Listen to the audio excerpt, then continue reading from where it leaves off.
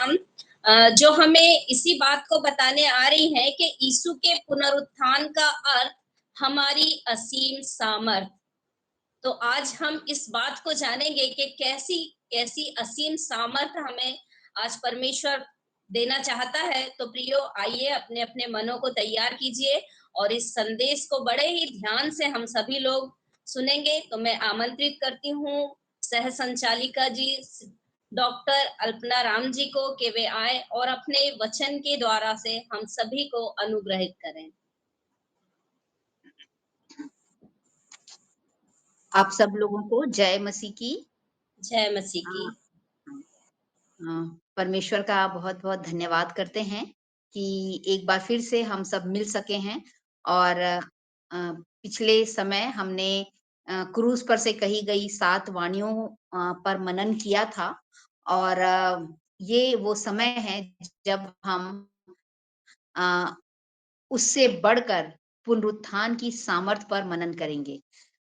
यीशु मसीह cruise पर मरे शुक्रवार के दिन, और वो रविवार के दिन, जिसको हम ईस्टर संडे कहते हैं या पुनरुत्थान दिवस कहते हैं, वो बड़ी भोर को जिंदा हो गए।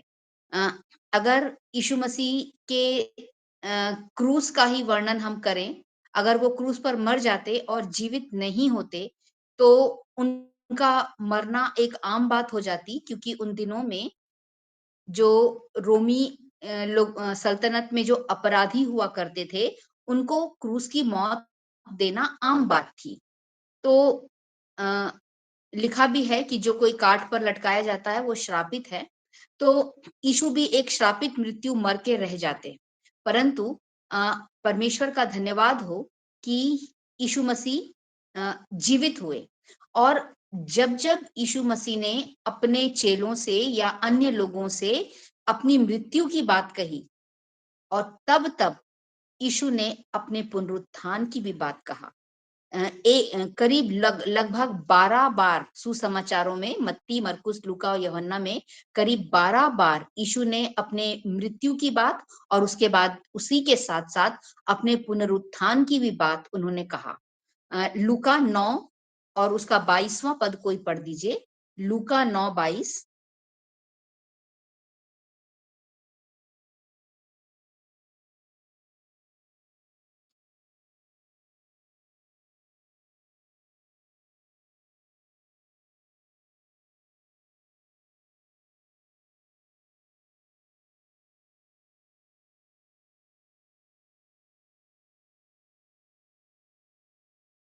और वह तीसरे दिन जी उठे। करीब 12 बार यीशु ने अपनी मृत्यु के साथ अपने पुनरुत्थान की भी बात कहा। क्योंकि अगर यीशु केवल अपनी मृत्यु की बात कहते, या हम अगर आज भी केवल यीशु के दुखों का वर्णन कर रहे हैं, यीशु की क्रूस पर दी गई यातनाओं और पीड़ाओं का वर्णन कर रहे हैं, तो ये हमारा सुसमाचार अधूरा है। उन्होंने अपनी मृत्यु के साथ साथ अपनी पुनरुत्थान का भी वर्णन किया। तो प्रियो, ये जो उनका पुनरुत्थान था, यीशु को तो वो बहुत सारी चीजें दे गया, परंतु हमारे लिए भी ये पुनरुत्थान बहुत ही महत्वपूर्ण है। जैसा हमने हमारा विषय है कि यीशु के पुनरुत्थान का अर्थ हमारी असीम सीमित सामर्थ। अगर यीशु का पुनरुत्थान हो जाता और हमें कुछ नहीं मिलता, तो यीशु का पुनरुत्थान हमारे लिए व्यर्थ था। आदम को जब उसने वर्जित फल खाया था उत्पत्ति में, तो उसको मृत्यु मिली थी। परमेश्वर ने कहा था कि तू निश्चय मर जाएगा, और आदम उसी समय तो नहीं मरा, परंतु परमेश्वर ने उम्र का एक सिवाना बांध दिया, और 930 वर्ष का होकर आदम मर गया। और उसके बाद जितने भी आदम की संतानें पैदा होती गई, सब मरे, चाहे वो पापी थे या धर्मी थे, चाहे वो नबी थे, भविष्यद्वक्ता थे, राजा थे, याजक थे, महायाजक थे, सब कोई मरते चले गए। और पाप की मजदूरी जो है वो मृत्यु है। तो शैतान जो है, वो सबको, उसने मृत्यु पर विजय प्राप्त कर लिया था। शैतान ने, और सब लोग जो थे वो मरते ही जाते थे। और शैतान यीशु को मरने नहीं देना चाहता था क्रूस पर, क्योंकि उसे मालूम था कि जिस दिन यीशु क्रूस पर मरेंगे तो यीशु का पुनरुत्थान हो जाएगा, यीशु जीवित हो जाएंगे। और जब वो जीवित हो जाएंगे तो मैं कुछ नहीं कर सकूंगा, क्योंकि शरीर में वो यीशु को बहुत डरा सकता था। शरीर में जब तक यीशु थे तब तक वो यीशु को हताश और निराश कर सकता था, तब यीशु के ऊपर हावी भी हो सकता था, यीशु की परीक्षा भी ले सकता था। सब कुछ वो यीशु के साथ कर सकता था, क्योंकि शरीर कमजोर होता है। चाहे यीशु पवित्र आत्मा से जन्मे थे तो भी हम देखते हैं यीशु को भी थकान होती थी, वो भी रोए, वो भी गतसमनी बाग में डरे। तो शैतान को मालूम था कि जब तक ये व्यक्ति शरीर में रहेगा तब तक मैं इसको कंट्रोल कर पाऊंगा, परंतु जिस दिन ये मरेगा ये मेरा अधिकार छीन लेगा। इब्रानियों उसका 9वां अध्याय और मेरे ख्याल से 14 इब्रानियों 2 का 14 पद पढ़िए, क्या लिखा उसमें। इब्रानियों 2:14। इसलिए जबकि लड़के मांस और लहू के भागी हैं, तो वह आप भी उनके समान उनका सहभागी हो गया, ताकि मृत्यु के द्वारा उसे जिसे मृत्यु पर शक्ति मिली थी, अर्थात शैतान को निकम्मा कर दे। हाँ, मृत्यु पर शक्ति किसको मिली थी? शैतान को। तो शैतान को मालूम था अभी मेरे पास मौत की शक्ति है, मेरे पास मृत्यु और अधोलोक की कुंजियां हैं, मैं मृत्यु से लोगों को डरा सकता हूं। और हर जन मृत्यु से डरा, हर जन डरा। हम दूसरा राजा 20 में पढ़ते हैं हिजकिय्याह के बारे में कि वो मरने पर था, और जब वो रोगी हुआ, मरने पर था, तो वो गिड़गिड़ा के फूट फूट कर वो रोने लगा और परमेश्वर से गिड़गिड़ा के विनती करने लगा कि प्रभु जो भी भले काम मैंने किए हैं उन सारे कार्यों को स्मरण कर और मुझे मृत्यु से बचा ले।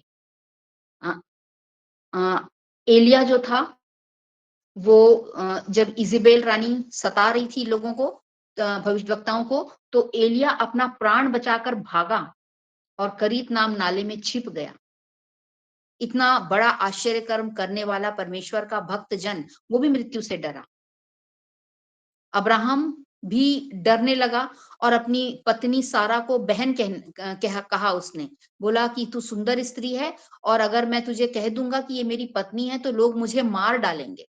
इसहाक ने भी अपनी पत्नी रिबका को बहन कहा, क्योंकि वो भी डरता था कि कहीं ये लोग मुझे मार ना डालें।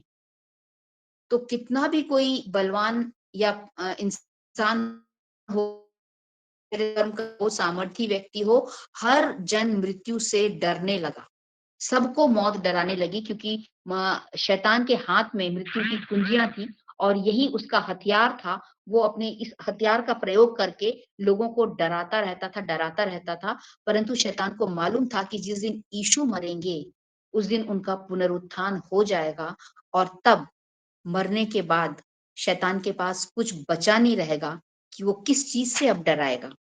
जिस मौत से वो डराता था, पुनरुत्थान के बाद वो मौत हार गई। यीशु ने मृत्यु का डंक तोड़ दिया। हे मृत्यु तेरा डंक कहाँ रहा? हे मृत्यु तेरी जय कहाँ रही? तो यीशु ने मृत्यु का डंक तोड़ दिया। शैतान को मालूम था और इसीलिए शैतान ने बहुत कोशिश की कि वो क्रूस पर ना मरे, उसको डराया। परंतु यीशु को क्रूस पर चढ़ना था और यीशु क्रूस पर चढ़े। और प्रियो, पुनरुत्थान के बाद यीशु को बहुत अधिक सामर्थ मिल गई। उनका शरीर जो था वो तेजस्वी हो गया, और तेजस्वी शरीर में उन्होंने करीब 40 दिन तक करीब 10 बार अलग अलग लोगों को दर्शन दिया। चेले डरे हुए थे, कमरे के अंदर बंद थे। यीशु को जरूरत नहीं पड़ी द्वार खटखटाने की, वो सीधा अंदर घुस गए। ये है तेजस्वी शरीर जो कहीं पर भी जा सकता है और कोई भी रूप धारण कर सकता है। तो यीशु पुनरुत्थान के बाद यीशु का जो शरीर था, जिसके लिए कहा गया है रोग से उसकी जान पहचान थी, वो दीनहीन शरीर था प्रियो, वो तेजस्वी शरीर में बदल गया। तेजस्वी शरीर में कोई रोग नहीं होते, तेजस्वी शरीर में कोई निर्बल नहीं होता। तो यीशु जो थे वो पुनरुत्थान के बाद तेजस्वी शरीर में वो बदल चुके थे। दूसरी बात कि पुनरुत्थान के बाद यीशु, प्रकाशित वाक्य 3:21 में हम पढ़ते हैं, यीशु जय पाकर परमेश्वर के सिंहासन की दाहिनी ओर जा बैठे।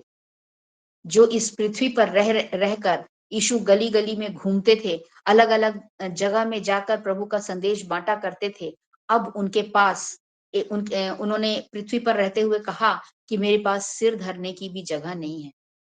परंतु अब उनके पास एक परमानेंट स्थान था, परमेश्वर के सिंहासन के दाहिनी ओर। ये है पुनरुत्थान की सामर्थ जो यीशु को मिली। उन्होंने हमसे प्रतिज्ञा किया था कि मैं तुम्हारा मन व्याकुल ना हो। मेरे पिता के घर में बहुत सारे रहने के स्थान हैं, यदि ना होते तो मैं तुमसे कह देता, परंतु मैं तुम्हारे लिए जगह तैयार करने जाता हूँ। अब यीशु के पास एक जगह थी, यीशु के पास एक स्थान था, और यीशु ने प्रकाशित वाक्य में ये भी कहा कि जो जय पाए वो मेरे साथ मेरे सिंहासन पर बैठेगा, जैसे मैं भी जय पाकर अपने पिता के साथ अपने उसके सिंहासन पर बैठ गया। तो प्रियो, जो पुनरुत्थान की सामर्थ है, वो उन्होंने यीशु को एक तेजस्वी देह दे दिया। उन्होंने यीशु को परमेश्वर की सिंहासन की दाहिनी ओर का स्थान दे दिया, और यीशु को स्वर्ग और पृथ्वी का सारा अधिकार मिल गया, जो हम मत्ती 28:18 से 20 में पढ़ते हैं। जब तक यीशु मर के जिंदा नहीं हुए थे, तब तक यीशु ने ये नहीं कहा था कि स्वर्ग और पृथ्वी का सारा अधिकार मेरे पास है।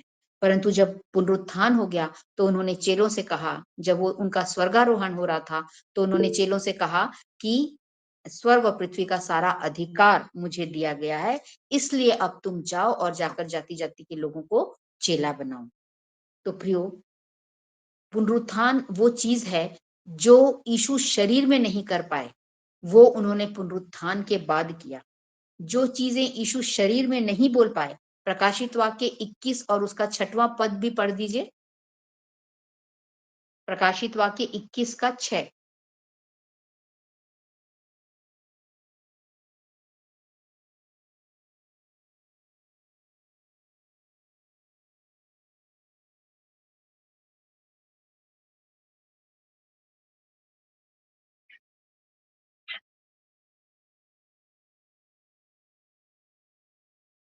हाँ, उन्होंने कहा, मैं आदि और अंत हूँ, अल्फा और ओमेगा हूँ। पुनरुत्थान के पहले कभी भी यीशु ने ये नहीं कहा था कि मैं आदि और अंत हूँ, परंतु पुनरुत्थान के बाद प्रकाशित वाक्य में आके यीशु क्या कह रहे हैं कि मैं आदि और अंत, अल्फा और ओमेगा हूँ, सब अधिकार आज मेरे पास है।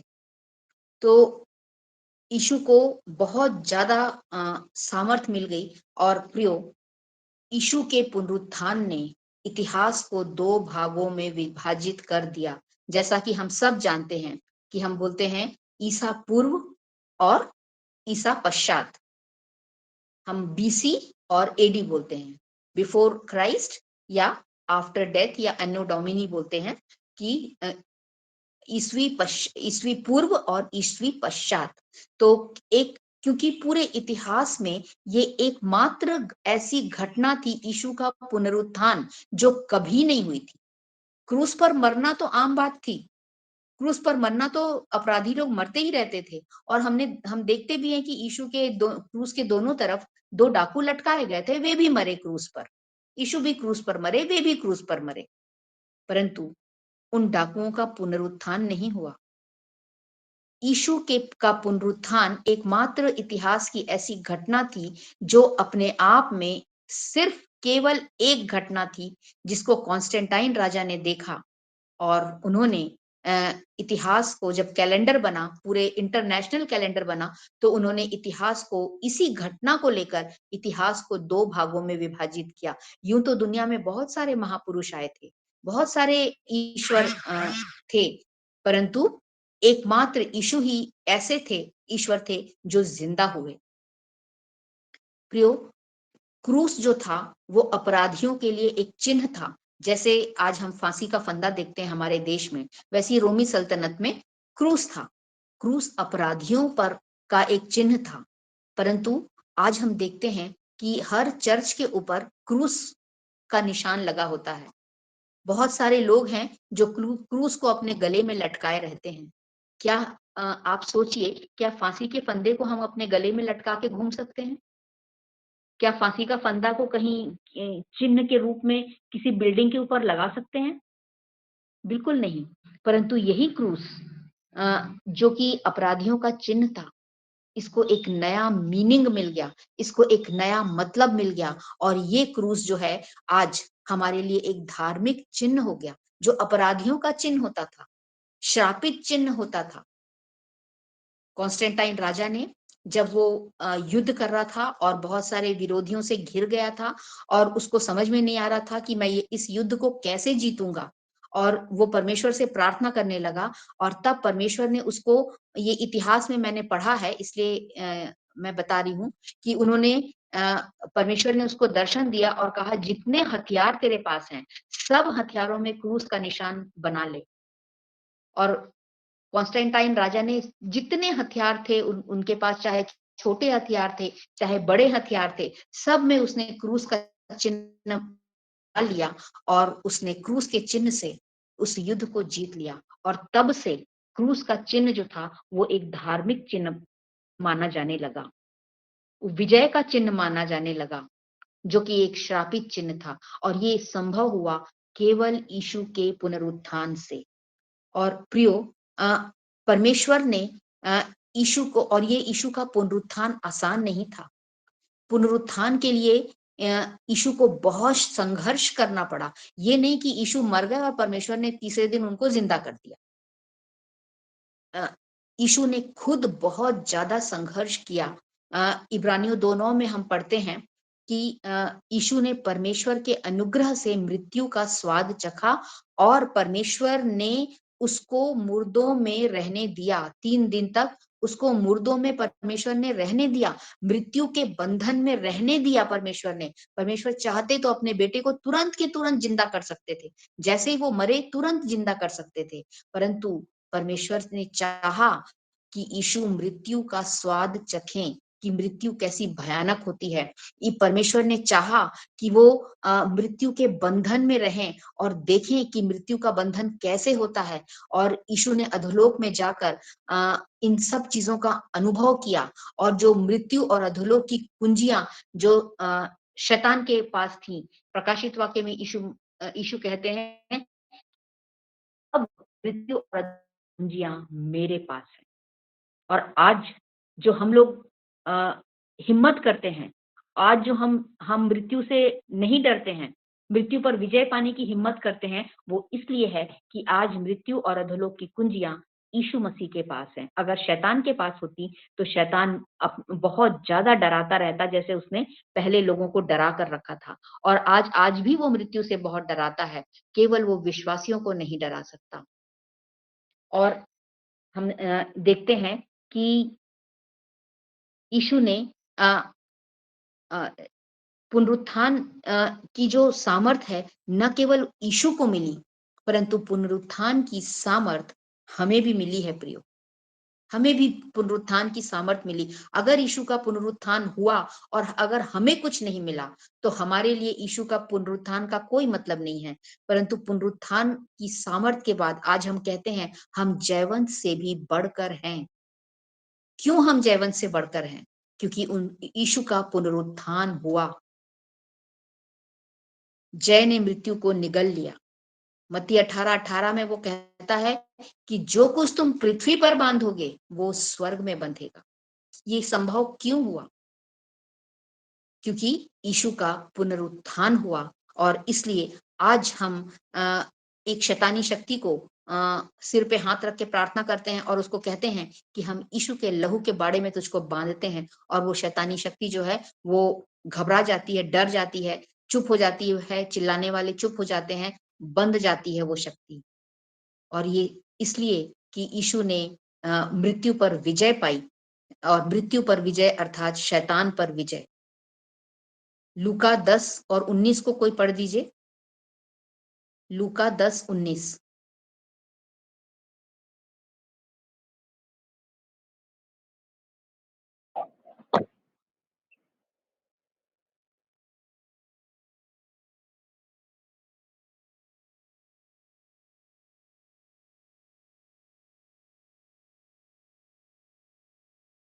हाँ, शत्रु की सामर्थ पर अधिकार हमें क्यों मिला? क्योंकि यीशु का पुनरुत्थान हुआ। अगर यीशु मर जाते और उनका पुनरुत्थान नहीं होता, तो शत्रु विजयी होता, हमें शत्रु की सामर्थ पर अधिकार नहीं मिलता। तो यीशु का पुनरुत्थान हमारे लिए बहुत ज़्यादा सामर्थ का कारण है प्रियो। आज हम शैतान के शिकार नहीं हैं। आज हम विक्टिम नहीं हैं, पर हम विक्टर हो गए हैं। हम शिकार नहीं हैं शैतान के, हम शैतान पर विजयी हो गए हैं। और ये केवल इसलिए संभव हुआ क्योंकि एक मुख्य वचन पढ़ दीजिए, रोमियो 8 और 11। रोमियो 8:11।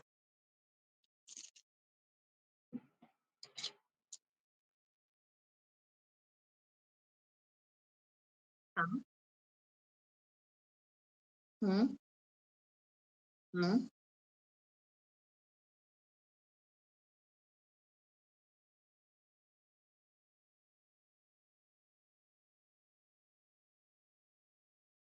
जिसने यीशु को मरे हुओं में से जिलाया, वो हमें भी उसी सामर्थ के द्वारा, उसी पुनरुत्थान की सामर्थ के द्वारा हमें भी जिलाएगा और जिला रहा है। अंश-अंश करके हम उस तेजस्वी स्वरूप में और तेजस्वी सामर्थ में बढ़ते चले जा रहे हैं। इस बात का अनुभव हम सब कर रहे हैं। ये है प्रियो कि आज हम शैतान के शिकार नहीं हैं। आज शैतान हमारे ऊपर हावी नहीं हो सकता है। कोशिश करता है वो हमें डराने की, हमारे ऊपर अटैक करने की, परंतु वो विश्वासी पर हावी नहीं हो सकता। तो हम शैतान को हराने वाले हैं, शैतान पर हम विजयी हैं। ये यीशु के पुनरुत्थान की सामर्थ है प्रियो। और यीशु के पुनरुत्थान की सामर्थ को पाकर चेले जो डरे हुए थे, बंद कमरे में थे, पतरस जो 3 बार इनकार कर दिया था यीशु का, प्रेरितों के काम में आते ही आप देखिए कि कैसे वो पूरे सामर्थ्य के साथ प्रचार कर रहा है और 3000 लोग उसके प्रचार को सुन के प्रभु में आ रहे हैं। थोमा जो अविश्वासी थोमा बोलते हैं, जो कि विश्वास नहीं कर रहा था कि यीशु ज़िंदा हुए, वही थोमा भारत में आके प्रचार करने लगा। यीशु के सब चेले अलग-अलग जगह-जगह जाकर प्रचार करने लगे और विश्वासियों की कलीसिया फैलती गई। अ, आज हम देखते हैं पूरे विश्व में कोई भी ऐसा देश नहीं है, जहाँ पर यीशु का नाम नहीं लिया जाता है। ये है पुनरुत्थान की सामर्थ,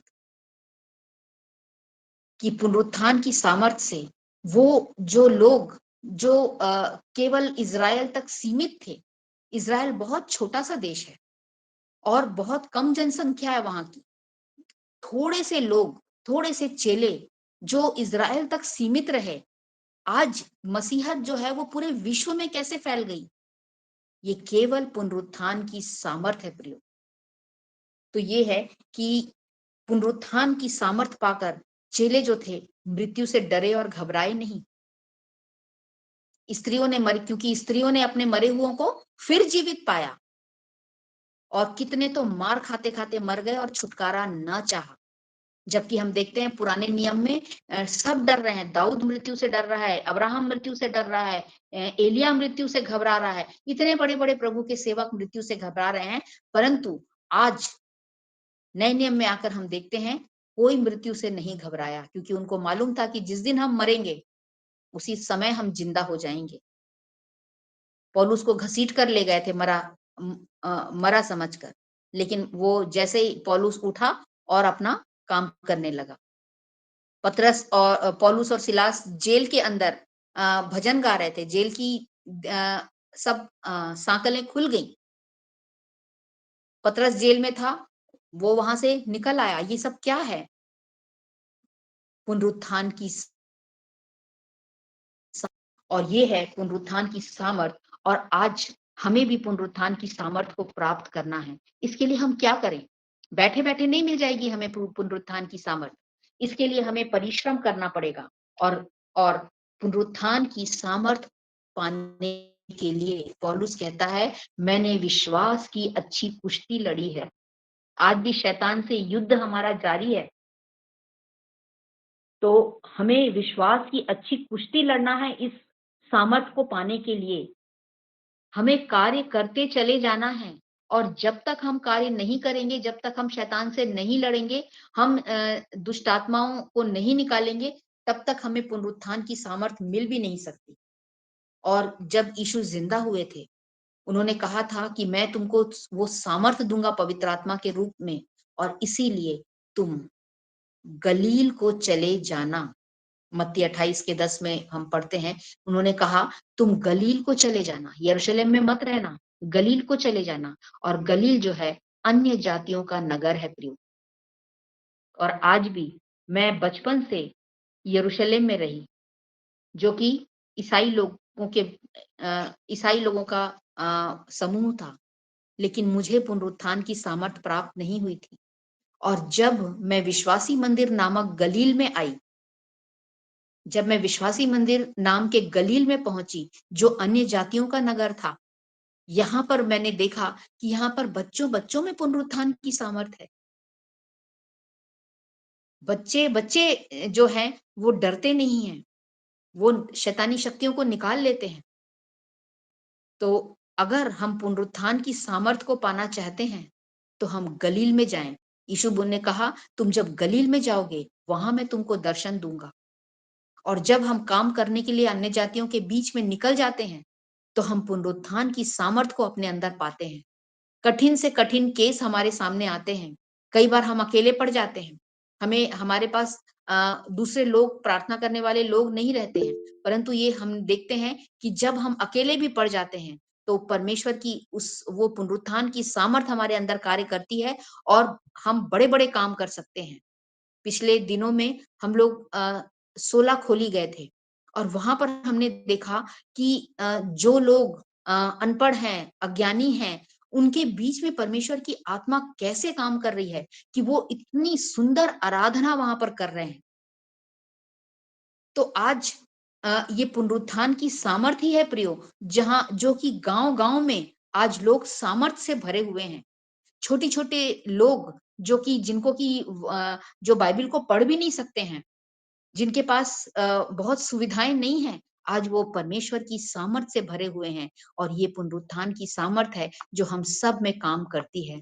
तो प्रभु का हम बहुत-बहुत धन्यवाद करते हैं कि यीशु का पुनरुत्थान हमारे लिए एक नई आशा और उमंग लेकर आया है, और हमें इस पुनरुत्थान की सामर्थ में बने रहना है। और अगर हम संगति छोड़ देंगे और गलील से दूर चले जाएंगे प्रियो, गलील से दूर मतलब इस अन्य जातियों की संगति से, हमारी विश्वासी मंदिर की संगति से अगर दूर चले जाएंगे, चाहे हम ऑनलाइन में विश्वासी मंदिर की संगति करें, ऑफलाइन में करें, अपने प्रभु के चेलों की संगति करें, जब तक हम संगति करते रहेंगे, पुनरुत्थान की सामर्थ हमारे अंदर कार्य करती रहेगी, और हम निरंतर सामर्थी होते चले जाएंगे। लेकिन जैसे ही हम गलील को छोड़ेंगे, फिर से हम निर्बल होते चले जाएंगे। कितनी बार पौलुस ने कहा कि हुमिनियुस और सिकंदर को मैंने शैतान के हाथों में सौंप दिया है। क्यों? क्योंकि वे पहले अच्छे थे, लेकिन क्या हुआ, वो संगति से दूर हो गए, तो उनके अंदर शैतान फिर से काम करने लगा। और गरजने वाले सिंह की नाई शैतान इसी ताक में रहता है कि किसके अंदर पुनरुत्थान की सामर्थ कम हो रही है, कौन है जो दूर जा रहा है, कौन वो बच्चा है जो मुर्गी के पंख से बाहर निकल के जा रहा है। यीशु ने कहा कि जैसे मुर्गी अपने बच्चों को अपने पंखों के तले रखती है, मैंने भी चाहा कि तुम्हें अपने पंखों के तले रखूं। और अगर हम प्रभु की छाया से बाहर निकलेंगे, तो वो गरजने वाला सिंह, उसको सेकंड नहीं लगेगा हमें दूर करने में, और वो उसका अटैक एक ही जगह होता है, हमारे दिमाग पर, और वो हमारी विचारधारा को गड़बड़ाता है।